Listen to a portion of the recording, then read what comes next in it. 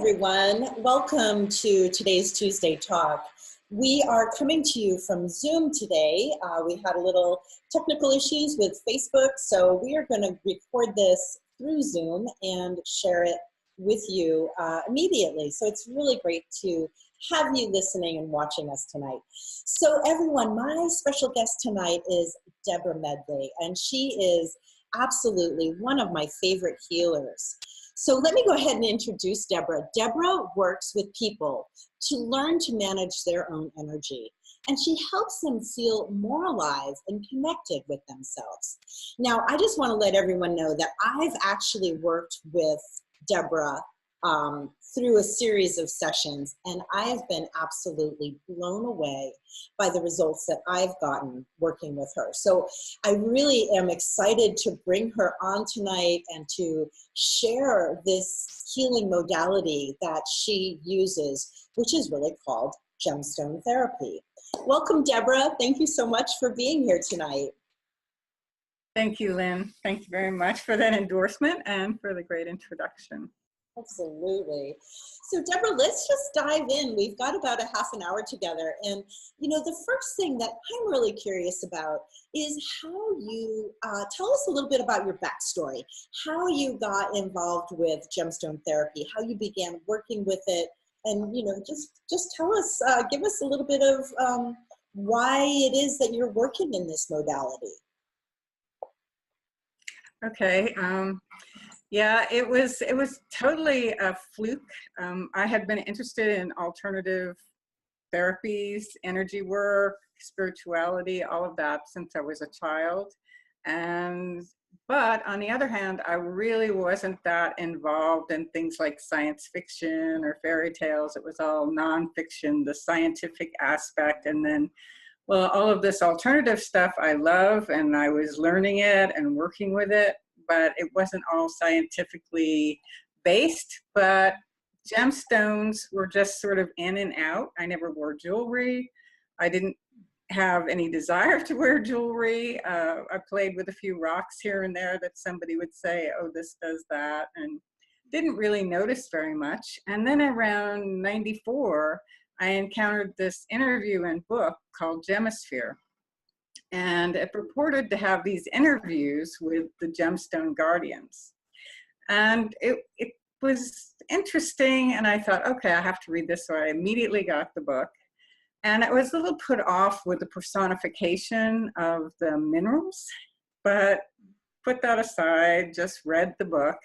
And by the end of it, I was totally hooked. I was like, I really have to buy one of these things. And what they were saying was that you could use spherical gemstones put into a necklace, and all you had to do was wear it. It wasn't like you had to do any particular ritual, just wear it.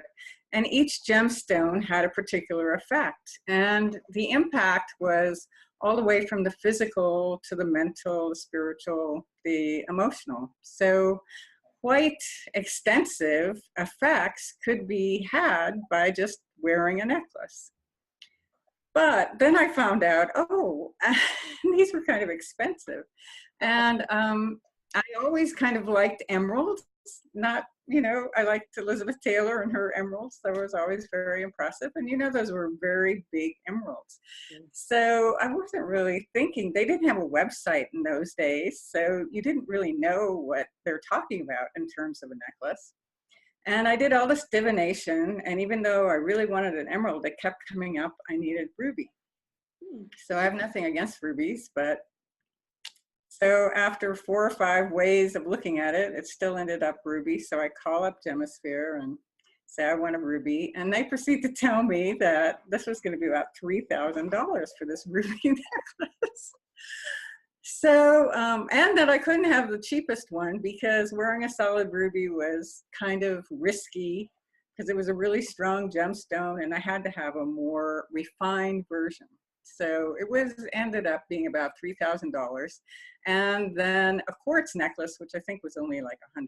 So I didn't tell anybody I did this because it was a little too embarrassing to think that I was spending that much money for for gemstones, especially when it arrived. And I'm going to bend down here and show you what arrived.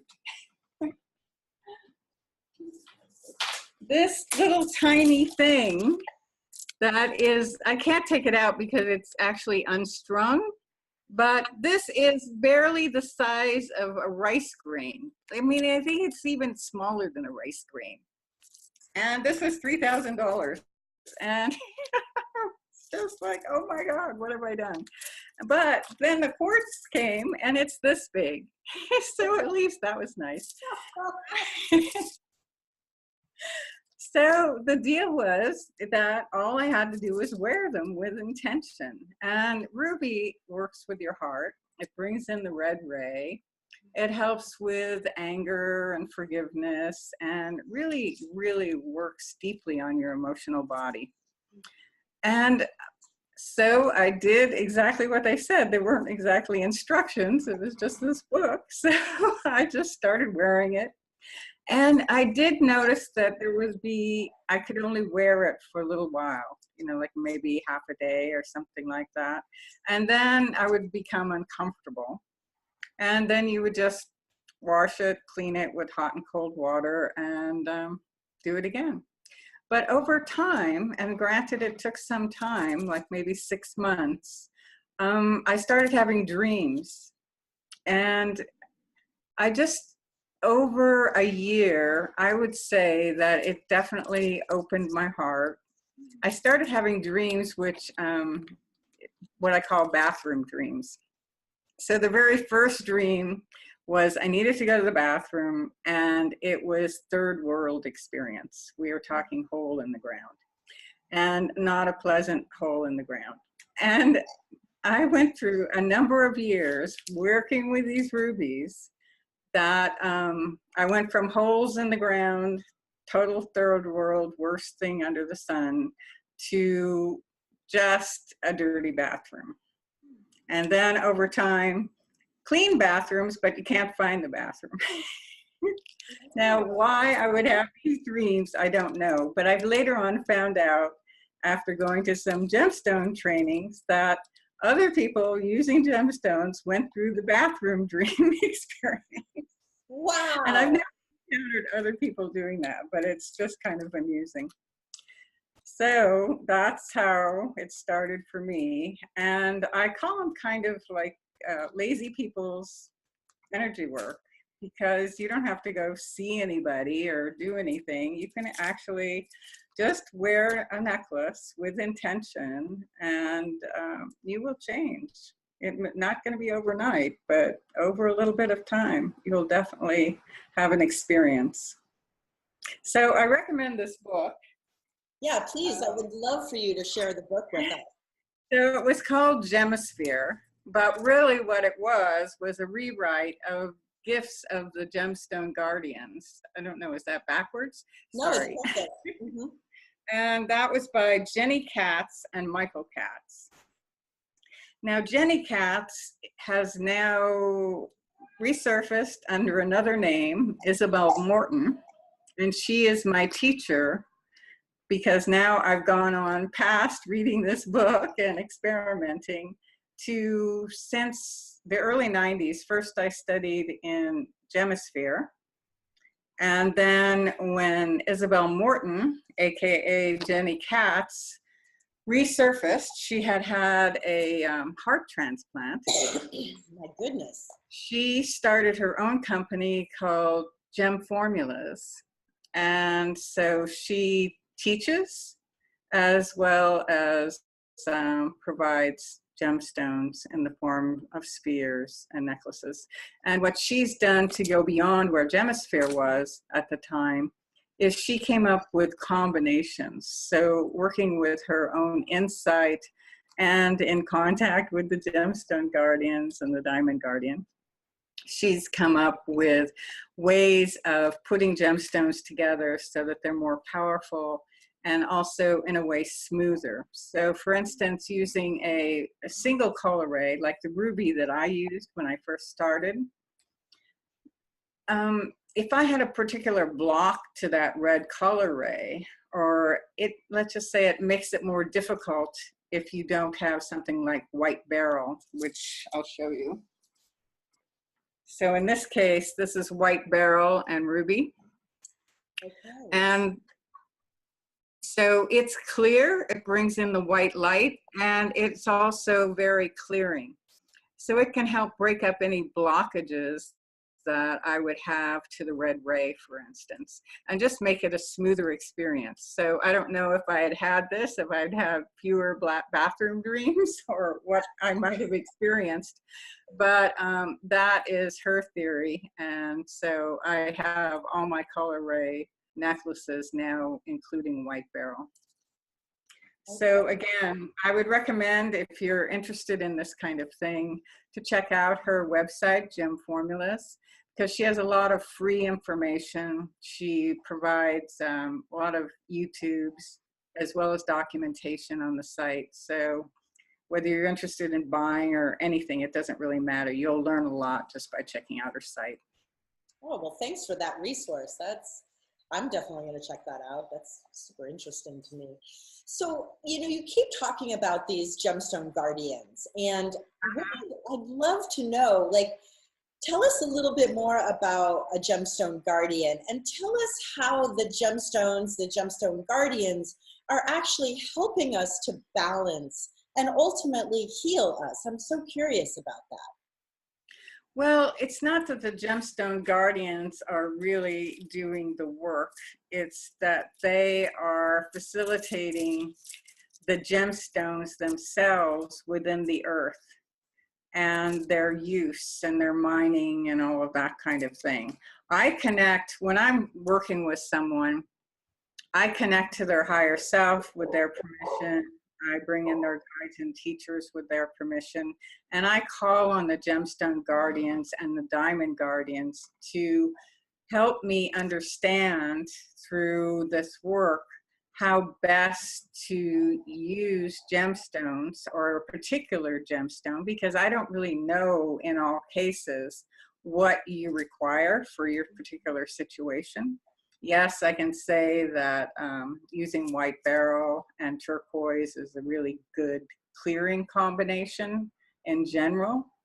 But for you, in your situation, and whatever comes up for you, possibly what you need is an electromagnetic clearing right off the bat that would use yellow sapphire and white beryl. So I'm calling on the Gemstone Guardians and the Diamond Guardian to point me in the right direction of what is primary for you at that time, instead of using my mental understanding of gemstones. Okay. I don't know, does that make sense? Yeah, no, I'm understanding it. And so it sounds like, there's a guardian, it's almost like a guardian angel of the gemstones that is kind of helping to point you in the right direction for each one of your clients.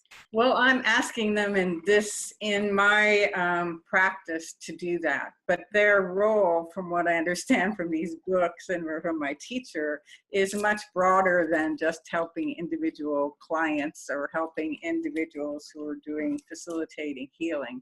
Their role is how the earth and humans, and probably the rest of the universe, can best use the particular mineral that they're responsible for. Thank you. That's great. That's a great clarification. And so, what I like is that you approach this from a scientific standpoint at the beginning. It wasn't just all this woo-woo kind of, fluffy stuff, that, you really looked at it from scientific perspective. And so from that perspective, what is it that the gemstones are actually doing when they're with us? How are they helping us rebalance? I mean, because, look I've got my rose quartz on, and I love it. I know that I feel much more grounded. I feel much more in my heart when I'm wearing this, or when I'm wearing my quartz collar. I feel really clean, and it feels excellent. But I would just love to know more from not from this woo-woo perspective, but from a scientific perspective, if you could help shed a little light on that. Well, I don't know that I really can. I can add that, for instance, gemstones and minerals have been used for thousands of years. For instance, in the Chinese methodology and Chinese medicine, it's not so much in the West yet. Jeffrey Yun's been teaching that. But the original acupuncture needles were minerals. Oh, that's fascinating. It was also mental. So a lot of the original acupuncture was mental energy or subtle energy by the healer at the acupuncture points. And then the gems or the minerals being used as acupuncture needles. And there's this whole story about stone medicine, which is, from the Chinese point of view, all of the minerals and all the gemstones. And that's well documented. It started, it's really old, and in the West, there isn't that much information. Jeffrey Yun has been teaching it, but he's an oral teacher. So there is a book called Stone Medicine, and I can't remember the lady's name. I think Leslie Franks or something like that, has taken the oral tradition and put it down on paper. So that's a really interesting, it talks about the mineral aspects of it, the esoteric aspects of it, and the physical aspects of it. Some people believe that the stones themselves have all these chemicals. So like lepidolite has, and some of them have lithium. So lithium, is used in some cases as an antidepressant or antipsychotic.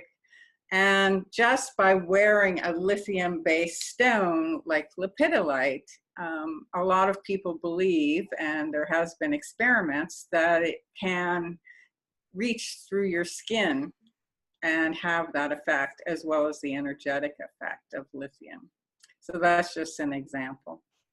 That makes total sense to me. And, from my own Qigong, medical Qigong training, I can see how that mental aspect of the acupuncture that you talked about, and also just the intentions that we're using when we're wearing certain stones, and from their own chemical makeup, their own, I don't know if chemical is the right word, but their own makeup of what are the components that make rose quartz, for instance, is different than the components that would make up turquoise.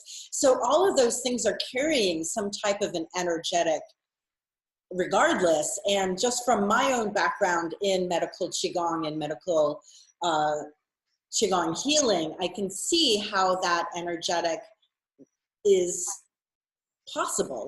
Really, everything is energy, right?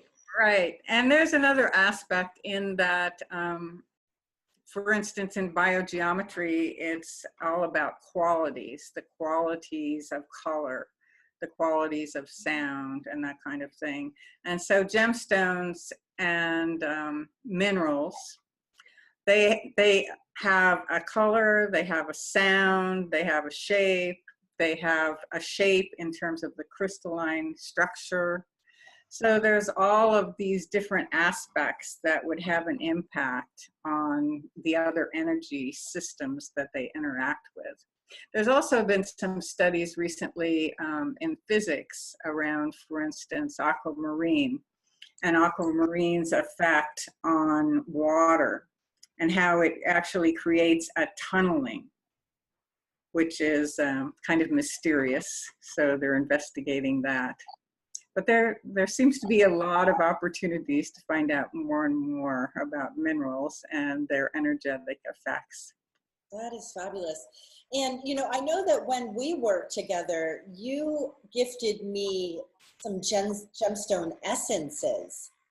Can you talk a little bit about how, because I craft herbal remedies here in my house, from the things that I'm growing on my farm that are very, very energetically and also medicinally helpful for us.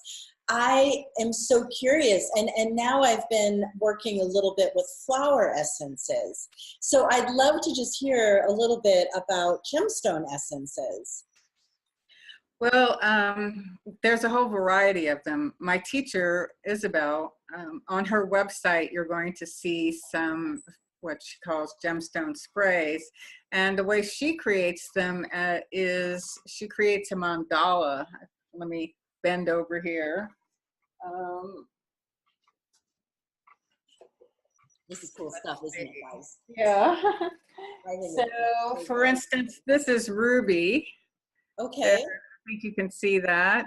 Yes. So that's ruby and white beryl. And does she have diamond in there? No, just ruby and white beryl. And sorry, there you go. And she's created that particular mandala, and she's created a number of mandalas.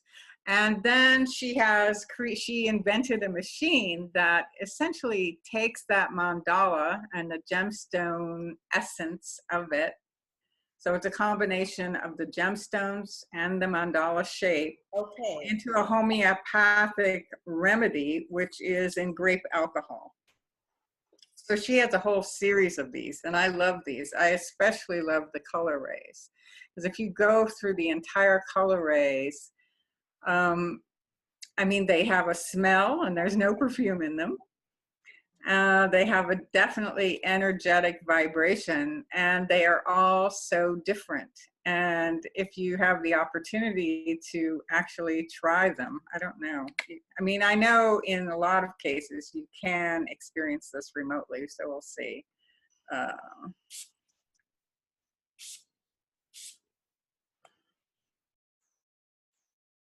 So tell us what you're spraying. I'm spraying ruby. Ruby, okay. So ruby is around strength and opening the heart. It's very grounding, connecting to the root chakra as well as the heart. So for those of you that are really sensitive, that are energetically sensitive, tap into that and see if you are having any activity in your heart, if you're feeling any sensations that, I'm just really curious, and put that in the comments below, because this is such, you know, what we're finding as energetic healers is that the energy is transferring through the internet. It's not stopping in Debra's house. It's actually flowing out into your screen and vibrating through to you in this very moment. So please share any comments that you might have. Yes, thank you. Another way that you can make elixirs for gemstones is you can get crystal quartz test tubes, and you can put the gemstone in one test tube and then put that test tube within another test tube which has your water, or if you're going to drink it. And that way you're amplifying the gemstone energy, but you're also protecting the gemstone so that it doesn't get drained. Because a lot of times if you put a gemstone or a mineral in water, it can actually become drained. And it also can sort of melt away depending on what kind of gemstone it is and how water soluble it is. Well, yes, and also in my very limited research, there are some gemstones that could be harmful to your health. Yeah, that's true, because some of them actually do contain things like arsenic and lead, and that's what gives the color and some of the different vibrancies to the gemstones. But at the same time, if they leach out into the liquid, it could make you sick. Debra, that sounds a lot like the no-touch method of making a flower essence, where we're not actually plucking the flower, but we're creating the essence in the area around the flower, creating a vibrational, energetic connection between the purified water that we're using and the flower itself. So that is, I didn't know that there were quartz crystal test tubes. How cool is that? Yes. Really, really great. So I've got to ask this question, because my mom, shout out to my mom, she lives in Tucson, Arizona, and Tucson, Arizona is the home of one of the biggest gem and mineral shows in the world. And I've gone to it many years, and it spans the whole entire city. So, I mean, I can see people who are interested in gemstones just going, well, you know, maybe I'll go to a gem shop or a gem show, and I'm going to find some gemstones to work with. Can you tell us a little bit about what kind of gemstones you work with, and do we need to watch out for anything? Well, unfortunately, you do. I'm certainly not a gemnologist or an expert in gemstones. I purchase my gemstones from people who do know about them. In biogeometry, we have tools to measure certain frequencies, so we're able to tell to a certain extent whether the gemstone's been dyed or impacted in some way, and whether it is of a higher energy quality. But with that said, unfortunately, people are telling me that there's just so much dyed material, so much radiated material. And in some cases, the radiated material is really, really radioactive. Wow. Because the radiation will change the color and make things, you know, they have taken really bad quality citrine and made it purple so that it looks like amethyst. And some of the pink quartz that isn't really pink quartz, but they make it really pink. Or aquamarine that's not really aquamarine, but it sure looks pretty. So it's very difficult to, it really helps to have somebody with you who knows something about minerals to, and even the most expert people have trouble sometimes figuring out whether it's been radiated or dyed. Okay, so I've got, first of all, I apologize for my dogs, everyone. Hope they're not too loud. But Oh, a little bit. I apologize for my phone. Let me unplug. Oh, it's okay. It's probably a robocall. I'm sorry. Can you hear me? Can you hear me? Yes, now I can. Okay, great. So this question might be a little controversial, but do we need to worry about the conditions that our gemstones are taken from the earth? Yes. I just like to, intuition just brought that to me, and I just like to touch on that real quickly, because, you know, the diamonds, South Africa, all of this, how does that impact the quality of the energetics of the gemstone? Well, I think there's a lot of different impacts on the gemstones, not only how they were mined, but how they got from A to B across the world and so on, as well as whether they were radiated or colored.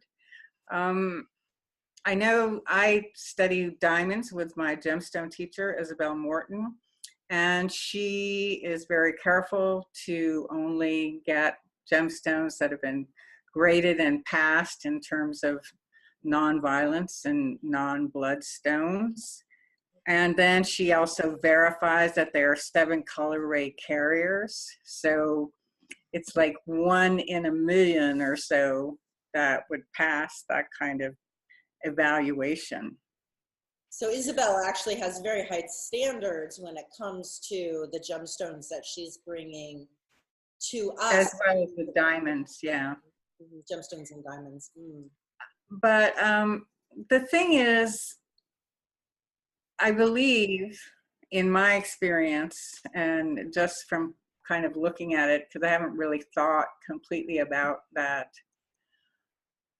I think that the gemstones, I think it's more of a moral issue. I believe that gemstones, from the ones that I've experienced and from what I've read, they can be programmed and they can be impacted energetically with purpose, but I tend to see them as more innocent vehicles Okay. that are not so much impacted as permanently damaged unless someone with intention programs that way or damages them in that way and leaves them there. I Yeah, don't know, does okay. that make sense? That's, I understand what you're saying. That's, that they're almost like, I don't want to say energetic empty vessels, because they're not empty vessels, but they can be reprogrammed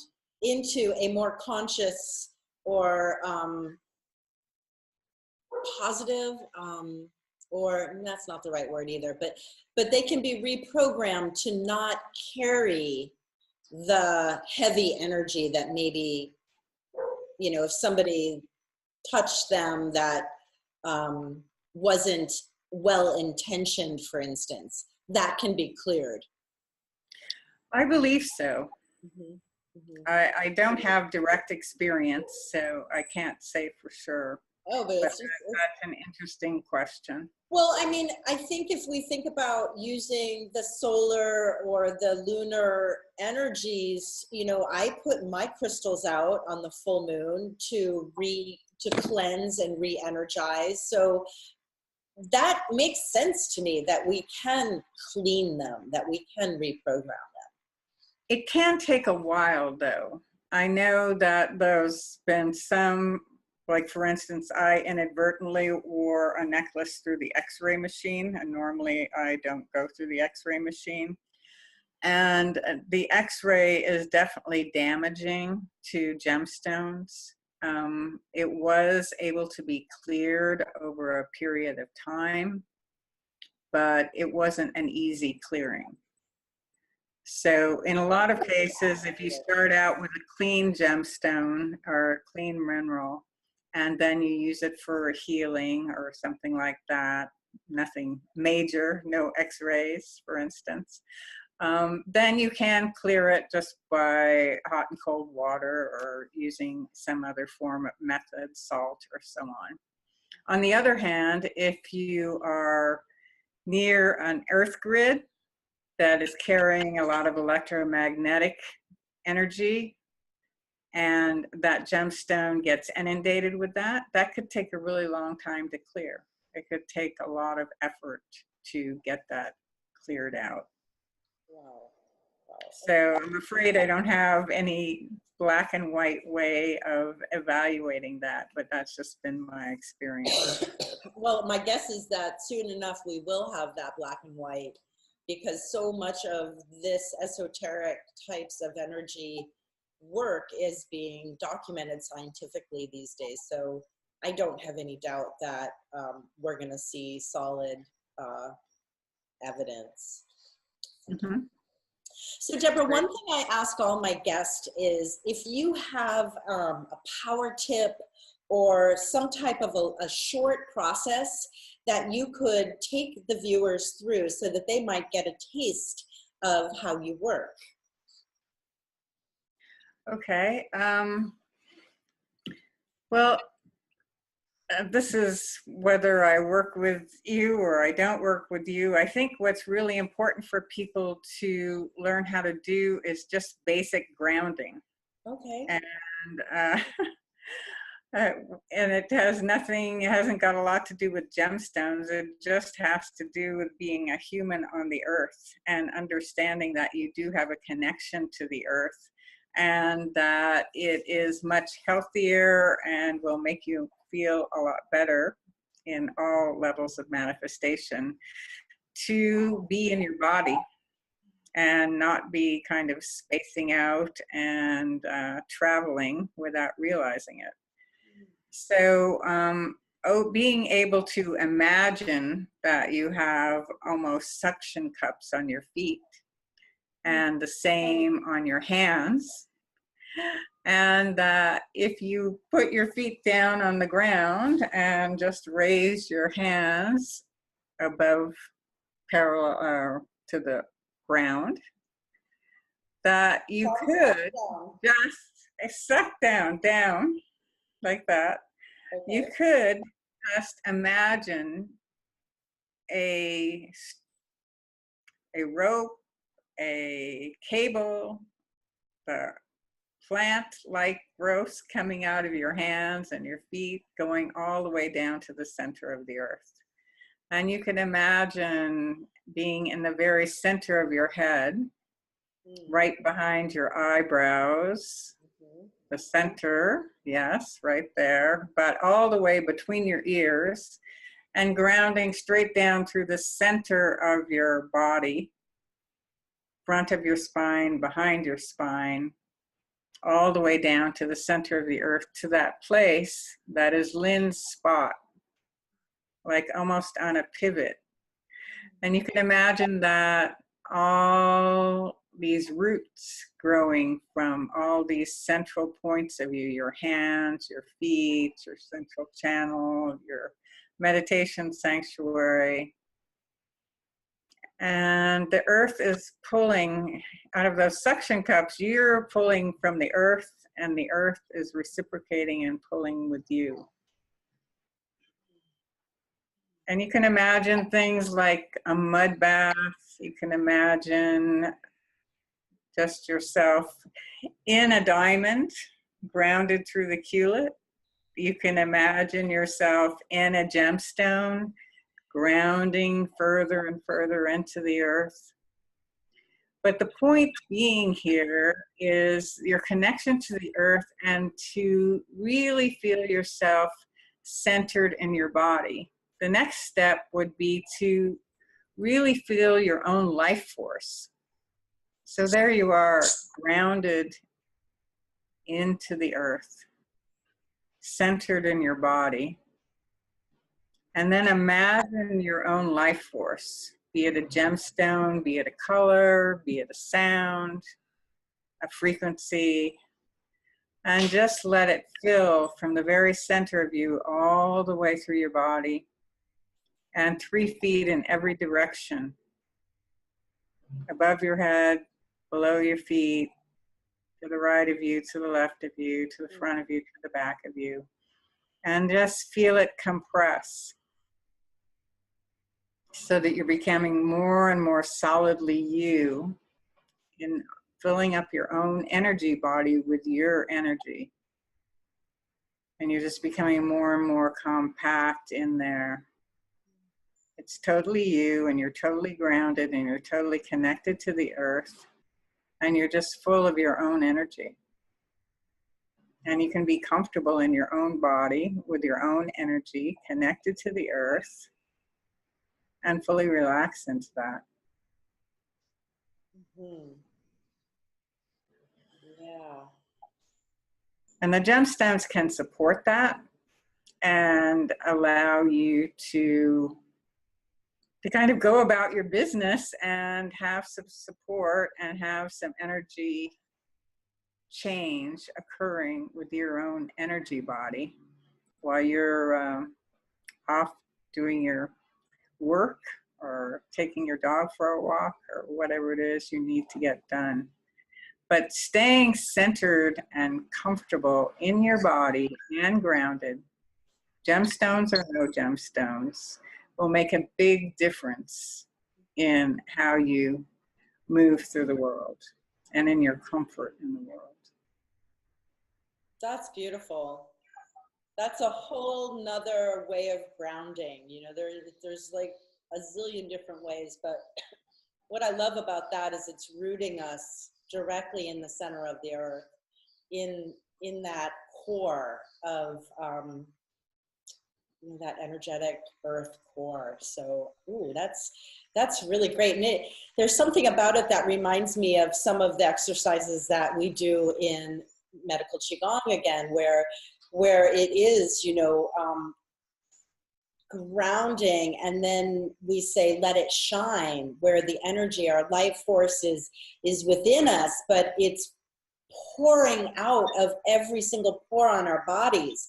And so that's, you know, that's what I was imagining when I was building that sphere that's 3 feet around me, up and down, back and forth, you know, just like every pore on my body opening and pushing out that life force energy. Mm-hmm. Great. Yeah, that's a good image. Yeah. Oh, Deborah, Yeah. this has been such a fantastic conversation. We could talk for hours. I've got so many more questions, but to keep this manageable for our viewers, I'd love to just ask if our viewers want to get in touch with you, what's the best way? Do you offer anything? Do you have an email that they can contact you through? What would be the best way if somebody wanted to explore your services even more? You could just contact me at Debra Medley 99 at gmail.com. So my name is Debra Medley at 99 at gmail.com. And we'll put And that in the comments. So I'll make sure that that gets okay. in the comments. Yeah. All right, great. Thank you. And yeah, I would be happy to just have a conversation with someone, or we could have an introductory session and you could experience some of the work that I do. It's really around resonance. You would have a particular intention and we would work with your resonance on that intention. And what I find is if you're not resonant with your intention, and our energy work of gemstones or whatever comes up for you isn't getting you there, what's going to happen during the session is your intention will morph. I don't really have conversations with you. I'm not talking to you about your intention. I mean, we could do that, but that's not what we're generally doing. It's just going to be your own experience that's going to take you to the next level of your intention. And then you're going to reach resonance with it. And by reaching resonance, I mean your body, mind, and spirit are actually aligned with that intention. And then you'll find that you'll be able to move through that and manifest, actually experience what your intention is. Yeah, and for all of you viewers, I just really want to express how this worked for me. Deborah and I worked together for about 6 sessions, I think. I think it was Right. about 6 sessions. And it was almost as if there was a peeling, a layer, like an onion being peeled away. I had an intention, and Deborah didn't talk to me about it. You know, she really just did. She held the space and worked with the gemstones and the diamonds in such a way that I'm going to say they amplified my intention to a certain extent. And what I want to just let everyone know that I feel like there's been such a huge transformation in me. And I believe that this transformation really got kicked off in full force with the work that I did with Deborah. I can't quantify it. I can't give you any kind of specific, this happened, then this happened, then this happened. But there was a subtle shifting that kept happening each time we worked together. And now we haven't worked together in over a year, but I am totally signed up for another session so that we can go in and just kind of realign that intention one more time and just kind of check in on it. I can't even express. If anyone wants to talk to me personally about it, I'd be happy to share more with you. But it was a phenomenal experience, and I'm just so pleased to have Deborah share some of this modality with us tonight. Yeah, thank you, Deborah. Thank you, Lynn. Thank you so much. And thank you, everyone, for your attention and goodwill. Thank you. Absolutely. So we're going to put this up on Facebook right now, maybe even on Instagram TV. And it will be up on my YouTube channel as a replay. So if you want to re-listen to it and you can't find it on the Facebook feed, make sure you pop over to YouTube, because all of the Tuesday talks are being archived there. So I hope you all enjoyed this. I hope you found it as interesting as I did. And I know there's a few people that I'm going to send this to immediately because I know it's going to resonate with them. So Deborah, again, thank you so much for being with me tonight. And I Can't wait for our session next week. Thank you so much. Thank you very much. All right, everyone. Good night. See you soon. Bye. Bye.